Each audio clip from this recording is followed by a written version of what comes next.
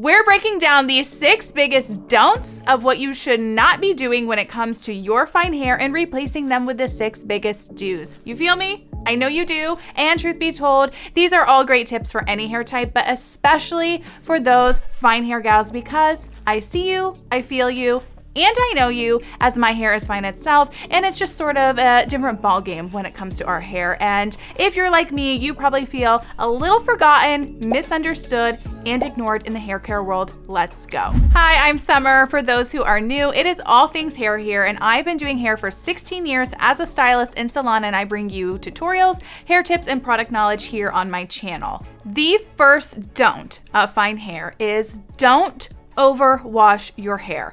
I have had so many fine hair clients throughout the years that are everyday washers and continue to complain that their hair feels dirty and oily. When you overwash, you are stripping the oils our scalp naturally produces, essentially putting them into hyperdrive, and they're sort of working overtime, and that's why you feel like you need to wash your hair again so soon. Do work on training your scalp and hair by giving yourself a 2-week window to work your way to 2 to 3 washes a week. Obviously, if you are excessively sweating from a workout or a day spent out at the pool, or you find yourselves in a smoky bar, then yes, wash your hair, but otherwise you don't need to. Instead, incorporate a dry shampoo in between washes to help absorb those oils to get you through the hump.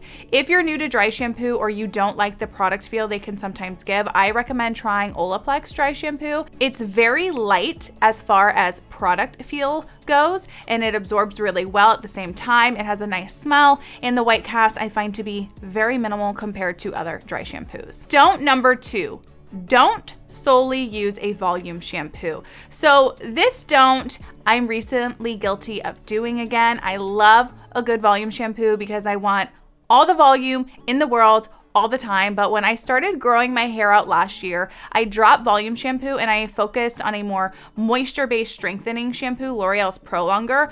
When I say that this shampoo saved my hair, by all means, I'm not exaggerating. Volume shampoos definitely have their time and place, but they can be extremely drying, and using them every single shampoo really catches up to your hair at some point, and then the battle is on to put the balance back into your hair. So because I knew I wanted to grow my hair out, I wanted to make sure I was using a more nourishing shampoo as it grew out. I have recently, though, started using a volume shampoo again every time I wash my hair, because with it being longer, it's more of a fight to get the volume I prefer, but I pretty much immediately noticed my hair suffering, and so I'm going back to the Pro Longer because it's just amazing. I like it because I find it ideal for fine hair in the sense that on top of the moisture and strengthening you get from it, it also helps to fill and thicken your ends.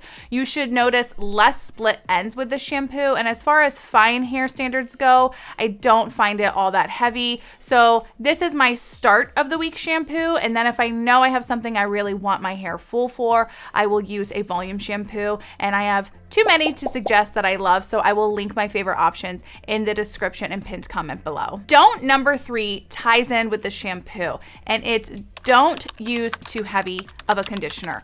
While the L'Oreal Pro Longer shampoo is not heavy, it's still not as light as a full volume shampoo, and while I live for their conditioner, I opt to actually use a volume conditioner to balance things out. Personally, I find volume conditioners to be less drying than a shampoo, so it's not as much of a concern to me. My all-time favorite conditioner is Moroccan Oils. I always go back to this one. It's like the worst kind of bad boyfriend that you keep going back to, except for it's not bad, it's great and amazing.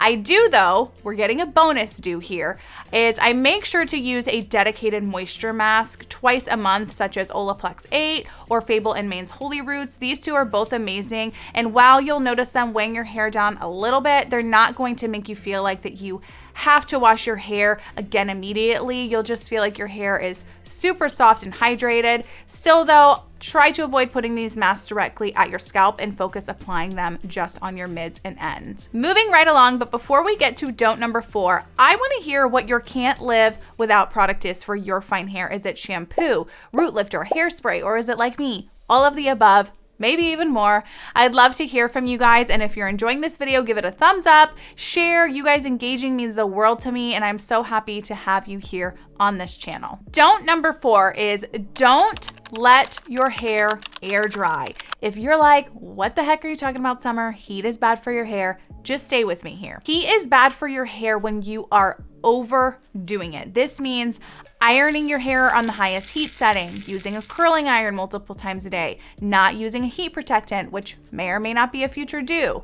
The reason why letting your hair air dry when it is fine is a don't is because you're just allowing it to lay there flat and lifeless, the opposite of what you want. I can't explain it, but when I let my hair air dry, it immediately feels dirty. There's no coming back from it as far as styling. I can put texture spray in it, tease the crap out of it, and it still just lays there completely lifeless, which leads to me having to rewash it again, leading to more oils. Instead, what you should do is at least always rough dry your roots. It's fine if you want to give your hair a rest, or maybe you don't always feel like drying it after the shower, but still at least put on your favorite root lifter and rough dry just your roots just to give them a boost. Your hair won't obviously be as full as if you did a full-on blow dry, but it will help prevent that flat look and feel, and you'll most likely be able to play off of it for styling the next day. Don't number 5 is don't sleep with your hair down.